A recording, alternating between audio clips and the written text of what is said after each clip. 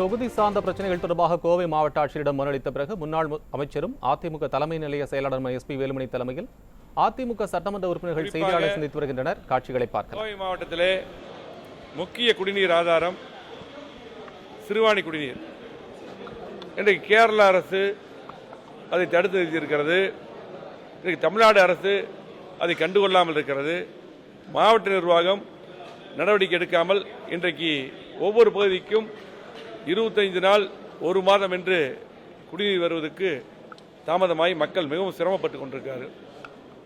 உடனடியாக தலையிட்டு மாவட்ட நிர்வாகமும் தமிழ்நாடு அரசும் கேரள அரசுடன் பேசி உடனடியாக குடிநீர் வருவதற்கு ஆவணம் செய்ய வேண்டும். இதற்கு முன்னால் எடப்பாடி முதலமைச்சராக இருக்கும் பொழுது, நான் உள்ளாட்சித்துறை அமைச்சராக இருக்கும்போது சில சமயங்கள் இது வரும்போது உடனடியாக தலையிட்டு பேசி சரி செய்திருக்கிறோம். ஆகவே இந்த பிரச்சனை இவ்வளவு தூரம் வளர்த்திருக்க வேண்டியதில்லை, உடனடியாக சரி செய்ய வேண்டும். இது முக்கியமான பிரச்சனை. அதே போல 3ஆம் கூட்டு குடிநீர் திட்டம் எடப்பாடியார் முதலமைச்சராக இருக்கும்போது நிதி ஒதுக்கப்பட்டு, நான் உள்ளாட்சித்துறை அமைச்சராக இருக்கும்போது நிதி ஒதுக்கி ஒப்பந்தம் கோரி வேலையெல்லாம் ஆரம்பிக்கப்பட்டு அது இந்நேரம் முடித்திருக்கலாம். முடித்திருந்தால் குடிநீர் பிரச்சனை கிட்டத்தட்ட 50 ஆண்டு காலத்துக்கு இல்லாமல் போகக்கூடிய மிகப்பெரிய திட்டம். அந்த திட்டத்தையும் வேகமாக முடித்து பயன்பாட்டு கொண்டு வர வேண்டும். அதே போல சட்டமன்ற உறுப்பினர் மேம்பாட்டு நிதியை சரியான முறையில் பயன்படுத்த முடியவில்லை. ஒவ்வொரு பேரூராட்சி அலுவலகம், நகராட்சி அலுவலகம், மாநகராட்சி அலுவலகம், யூனியன் போன்ற பகுதிகளுக்கெல்லாம் நிதியை ஒதுக்கி கடிதம் கொடுக்கும் பொழுது அங்கே இருக்கக்கூடிய ஆணையாளர் மற்றும் அங்கே இருக்கக்கூடிய சில திமுக சேர்ந்த தலைவர்கள் அந்த கடிதத்தை இங்கே வராமல் தடுத்து பல்வேறு இடையூறு செய்கிறார்கள். மக்களுக்கு அந்த நிதியை கொண்டு போய் சேர்க்க முடியவில்லை. ஒரு சில இடங்களில் இப்படி நடக்கிறது. அதே போல் சமீபத்தில் கூட பார்த்தீங்கன்னா மேட்டுப்பாளையத்திலே ஒரு சாலை அமைப்பதற்கு மேட்டுப்பாளைய சட்டமன்ற உறுப்பினர் அண்ணன் ஏ.கே. செல்வராஜ் அவர்கள் நிதி ஒதுக்கப்பட்டு நேரம் கேட்டு ஆணையரிடம் நேரம் ஒதுக்கப்பட்டு நேரடியாக சென்று பேசும்பொழுது பார்த்தீங்கன்னா 3 மாதத்துக்கு முன்னாலே கடிதம் கொடுத்துருக்கார். அதுக்கு அந்த கடிதத்தை அப்படியே போட்டு வச்சுட்டாங்க. அதை போய் கேட்கும் பொழுது தேவையில்லாமல் திமுக தலைவர் மற்றும் எல்லாம் வந்து பிரச்சனை பண்ணி கமிஷனர் மிரட்டினதவங்க வழக்கு பூரா எங்கள் எம்எல்ஏ மற்றும் கழக தோழர்கள் மேல், பொறுப்பாளர்கள் மேல். ஆகவே இன்றைக்கு சட்டமன்ற உறுப்பினர் நிதியை மக்கள் கேட்ட கோரிக்கையை செய்யும் பொழுது இந்த மாதிரி இடையூறு வரக்கூடாது, மாவட்ட ஆட்சியர் நடவடிக்கை எடுக்க வேண்டும் என்று கூறினோம். அதே போல இன்றைக்கு கோவை மாவட்டத்திலே மாண்புமிகு முன்னாள் முதலமைச்சர் எதிர்க்கட்சி தலைவர் எடப்பாடியார் இருக்கும் பொழுது அதிகமான திட்டங்களை கொடுத்தார். அது அதிகமான நிதியை ஒதுக்கி கொடுத்தார். அந்த திட்டங்கள்லாம் முடிக்கப்படாமல் இன்றைக்கு பார்த்தீங்கன்னா நிறைய பாலங்கள், கூட்டுக்குடிநீர் திட்டங்கள், அதே போல் பேருந்து நிலையம், ஸ்மார்ட் சிட்டி முழுமையாக முடிக்கல. இப்படி அதிகமான திட்டங்கள். அதே போல் சாலை, நிறைய சாலை நம்ம 2 வச்சு ரத்து பண்ணாங்க. அந்த சாலையெல்லாம் இன்றைக்கி பைப்லைன் தோண்டப்பட்டு பழுதடைந்து இன்றைக்கி அந்த சாலையெல்லாம் போடப்படாமல் இருக்குது. திட்டங்களை எல்லாம் வேகமாக முடிக்க வேண்டும். அதே போல் முக்கியமான திட்டமான அத்திக்கடுவானாஸ் திட்டம் 70 ஆண்டுகால பிரச்சனை.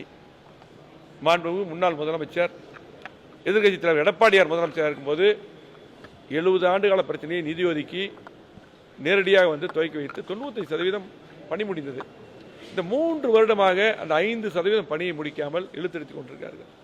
மிக வேதனையாக இருக்குது. அதையெல்லாம் வேகமாக முடிக்க வேண்டும். அதே போல் ஏர்போர்ட் விரிவாக்கம் 20 ஆண்டுகால பிரச்சனை, நிறைய பிரச்சனை. உண்ணாவிரதம் இருந்தாங்க மக்கள் எல்லாம்.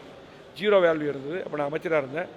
எடப்பாடியார் அவர் முதலமைச்சராக இருக்கும்போது சீஃப் செக்ரட்டரி அனுப்பி கூட்டம் போட்டு இந்த 0 வேல்யூ எடுத்து அங்கே இருக்கிற மக்களிடம் நிலம் எடுக்கும்போது அவங்களுக்கு சம்மதத்தோடு நிலம் எடுத்து நிலஎடுப்புக்கு நிதி ஒதுக்கப்பட்டது. நிலஎடுப்பு நடந்து கொண்டிருக்கிறது. அதையும் வேகமாக முடிக்காமல் அதுவும் இழுத்துருக்கு. இன்றைக்கி அது முடிச்சிருந்ததுன்னா இன்றைக்கி பார்த்தீங்கன்னா கார்கோ ஃப்ளைட் வந்திருக்கும். இன்றைக்கி கோவை மாவட்டம் நிறைய மிகப்பெரிய டெவலப் ஆகிருக்கு. நிறைய ஐடி கம்பெனிகளாக வந்திருக்கும். இன்றைக்கி அதுக்கெல்லாம் முட்டுக்கட்டை போடப்பட்டிருக்குது. அந்த திட்டத்தை முடிக்காமல் இருக்கிறார். இதையெல்லாம் வேகமாக முடிக்க வேண்டும் என்று கோரிக்கை வைத்தோம். அதே போல் பார்த்தீங்கன்னா இன்றைக்கு காட்டு யானைகளுடைய தொந்தரவு, காட்டு யானைகள், காட்டுப்பன்றிகள், சிறுத்தைப்புலி இன்றைக்கி மேட்டுப்பாளைய பகுதி, கவுண்டம்பாளைய தொகுதி பகுதிகள், தொண்டாமுத்தூர் பகுதிகள், அதே போல் கிணத்துக்கடவு பகுதிகள் பார்த்தீங்கன்னா, அதே போல் வால்பாறை இன்றைக்கி முக்கியமாக இருக்கக்கூடிய பகுதிகள். இன்னும் சில இடங்கள் அங்கெல்லாம் பார்த்தீங்கன்னா கடுமையான தொந்தரவு, நிறைய உயிர்கள் போய் கொண்டிருக்கிறது. ஃபாரஸ்ட்டில் வந்து நிறைய டீமெல்லாம் நம்ம போட்டிருந்தோம். இன்றைக்கி அதை நிறைய வாகனங்கள் கொடுத்துருந்தோம். தடுப்பு நடவடிக்கை நிறைய ஆட்கள் இருந்தாலும் இன்றைக்கி ஆட்கள் குறைவாக இருக்கிறது, தடுப்பு நடவடிக்கையே இல்லை. இன்றைக்கி விவசாயிகள் விவசாயம் செய்ய முடியல, காட்டுப்பன்றிகள் தொந்தரவு அவ்வளவு. அதே போல் யானைகள் நிறைய பேர் இறந்து போகிறாங்க. ஆகவே இதுக்கெல்லாம் கும்கி யானைகளை பயன்படுத்த வேண்டும், தடுப்பு நடவடிக்கை எடுக்க வேண்டும் என்ற கோரிக்கையும் வைத்தோம். அதே போல் நிறைய முக்கியமான சாலைகள்லாம் இன்றைக்கி பார்த்தீங்கன்னா இன்றைக்கி பழுதடைந்திருக்கு, அதையும் அந்த சாலைகள்லாம் உடனடியாக போட வேண்டும் இருக்கோம். அதே போல் இந்த வீடு கட்டும் திட்டத்தில் பார்த்தீங்கன்னா கிட்டத்தட்ட 3 வருடமாக எந்த வீடு வர்றதில்லை, தாழ்த்தப்பட்ட மக்கள் கூடிய வீடுகள். அதே போல் இன்றைக்கி அனைத்து தரப்புக்கும் வீடு கட்டும் திட்டத்தில் நம்ம தான் நிறைய வீடு கட்டி கொடுத்தோம், அந்த வீடுகள் இப்போ வர்றதில்லை. அதே போல் அடுக்குமாடி வீடுகள் நம்ம இருக்கும்போது நிறைய வீடுகள் கட்டி கொடுத்தோம், அந்த வீடுகள்லாம் இன்றைக்கி நிறைய முடிச்சிட்டோம், முடியும் தருவாயில் இருக்குது.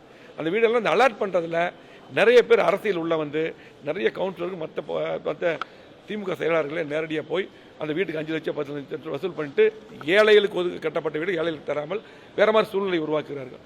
அதே போல் ஏழைகளுக்கு வந்து பார்த்திங்கன்னா கட்டக்கூடிய கட்டணத்தை நம்ம இருக்கும்போது தவணை முறையிலும் இருந்தது. அதே போல் ஸ்மார்ட் சிட்டி திட்டத்திலையும் தன்னார்வ தொண்டு நிறுவனம் மூலமாக கடன் மூலமாக அந்த நிதியை நம்ம வாங்கி சிரமத்தை குறைச்சி அந்த வீடுகள்லாம் கட்டி கொடுக்கறதும் அலாட்மெண்ட் பண்ணோம்.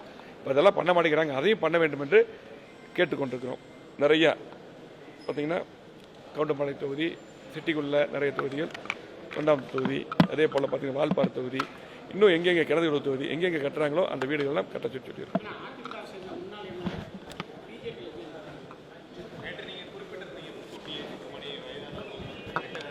நான் இதை முடிக்கல, நான் முடிச்சிடறேன் ஃபஸ்ட்டு. அதே போல் ஊராட்சி தலைவர்கள் வந்து பார்த்தீங்கன்னா இன்றைக்கு குறிப்பாக அதிமுக ஊராட்சி தலைவர்கள், பொதுவான தலைவர்கள் திராவிட முன்னேற்ற கழகத்துடைய ஒரு பொறுப்பாளர்களால் தூண்டிவிடப்பட்டு அவர்களை வந்து பணி செய்ய விடாமல் தடுக்கிறார்கள். நல்ல பேரோட நிறைய சர்வீஸ் பண்ணக்கூடிய தலைவர்களை இன்றைக்கு பொதுவான தலைவர்கள், அதிமுக தலைவர்களை இன்றைக்கு விடுவதில்லை. அதிகாரிகளை விட இங்கே இருக்கக்கூடிய திமுக தடுக்கிறாங்க. ஏனென்றால் அவர் மேலே வந்து பார்த்திங்கன்னா இன்றைக்கி அவங்க சொல்லி அதிகாரிகள் அவங்களுக்கு நோட்டீஸ் கொடுத்து அவருடைய அதிகாரத்தை பிடுங்குகிறார்கள். மக்களால் தேர்ந்தெடுக்கப்பட்ட தலைவர்களை அதை உடனடியாக தடுத்து நிறுத்த வேண்டும். அதே போல் இன்றைக்கு அவர்கள் செய்ய வேண்டிய பணிகள், இன்றைக்கி பைப்லைன் ஒர்க்கு, சாலை பணிகள்லாம் அவர் நிதி இருக்கிறது, அந்த நிதிக்கு கூட அந்த அனுமதி தர மறுக்கிறார்கள். அதையெல்லாம் அனுமதிக்க வேண்டும் என்று நாம் கேட்டுக்கொண்டிருந்தோம். அதே போல் நியூஸ் 7 நிருபர் இன்றைக்கு தாக்கப்பட்டு, எப்படி மேட்டுப்பாளையத்தில் எங்களுடைய சட்டமன்ற உறுப்பினர் மாதிரியே இது வந்து நியூஸ் 7 ரிப்போர்ட்டர் வந்து பார்த்தீங்கன்னா இன்றைக்கு எங்களுக்கெல்லாம் தெரியும் அந்த பார் பிரச்சனையில் அவர் முன்னாடியே காவல்துறைகிட்ட பலமுறை வந்து எனக்கு இந்த பிரச்சனை இருக்குது, நான் எழுதுகிற பிரச்சனை இருக்குது, எனக்கு வந்து பாதுகாப்புன்னு கேட்டு கூட இன்றைக்கி இந்த காவல்துறை பாதுகாப்பே கொடுக்கல. இந்த மாதிரி சூழ்நிலை வரக்கூடாது. அதே போல் நிறைய பக்கம் பார்த்தீங்கன்னா செயின் பறிப்பு, கஞ்சா விற்பனை, கடுமையான ஒரு மோசமான சூழ்நிலை இன்றைக்கி காவல்துறை இருக்குது. அதெல்லாம் நடவடிக்கை எடுக்க வேண்டும் என்று அந்த கோரிக்கையும் வைத்தோம். அதே போல் கனிம வள கடத்தல் இன்றைக்கு பார்த்தீங்கன்னா நீ சாதாரணமாக ஒவ்வொரு லாரி வச்சிருக்கிறவங்க பொதுமக்கள் எந்த பணி செய்ய முடியறதில்ல. அதாவது சொந்த இடத்துலையே மண் எடுத்து அவங்க பயன்படுத்த முடியறதில்ல. இன்றைக்கி பார்த்தீங்கன்னா மிகப்பெரிய ஒரு குரூப் வந்து பார்த்தீங்கன்னா கடுமையாக இன்றைக்கி எல்லா பக்கம் வந்து வசூல் பண்ணிட்டு அவங்கள யாரையுமே மண் எடுக்க விடுறதில்லை, யாரையும் தொழில் செய்ய விடுறதில்லை. மோசமான நிலை இருக்குது. அந்த கனிம வள கடத்தலையும் தடுக்கணும், ஒரு சாதாரண மக்கள் தொழில் செய்யறதுக்கு வேண்டும், அது உடனடியாக நடவடிக்கை எடுக்க வேண்டும் என்ற கோரிக்கையும் வைத்தோம். அதே போல் வெள்ளூர் குப்பை கிடங்கு நீங்கள் மருந்தே அடிக்கிறது இல்லை பார்த்தீங்கன்னா, அதெல்லாம் வந்து பார்த்தீங்கன்னா நம்ம இருக்கும்போது அதில் பிரித்து நிறைய பணிகள் செய்து வந்தோம். இங்கே அந்த பணிகளும் செய்கிறதில்ல, இன்றைக்கி கடுமையான துர்நாற்றம். அதையெல்லாம் இன்றைக்கு தடுக்க எந்த நடவடிக்கை மாநகராட்சி எடுப்பதில்லை. ஆகவே இந்த மாநகராட்சி அந்த நடவடிக்கை எடுக்க வேண்டும் என்று சொன்னோம். அதே போல் ஸ்மார்ட் சிட்டி திட்டத்தில் எவ்வளோ சிரமப்பட்டு கொண்டு வந்தோம், அந்த திட்டங்கள் எல்லாம் பார்த்தீங்கன்னா இன்றைக்கி அது பராமரிக்கப்படாமல் இருக்கிறது, அதையும் நடவடிக்கை எடுக்க வேண்டும் என்ற கோரிக்கையை வைத்தோம். ஆகவே இன்றைக்கு கண்டிப்பாக கோவை மாவட்டம் முழுவதும் 3 ஆண்டு காலமாக எந்த ஒரு திட்டமும் நடைபெறவில்லை. அம்மா அரசு எடப்பாடி முதலமைச்சராக கொண்டு திட்டங்களை வேகமாக முடிக்க வேண்டும். எங்களுடைய ஆட்சி காலத்திலே 50 ஆண்டுகள் இல்லாத வளர்ச்சி கொடுத்துருக்கிறோம். 6 புதிய கல்லூரி, அதிகமான தாலுக்காக்கள், அரசு மருத்துவ மேம்பாடு, ஸ்மார்ட் சிட்டி திட்டம், இன்னைக்கு பார்த்தா அதிகமான பாலங்கள், சாலைகள், கூட்டுக்கொண்டு திட்டம் என்று பல்வேறு திட்டங்களை கொண்டு வந்தோம்.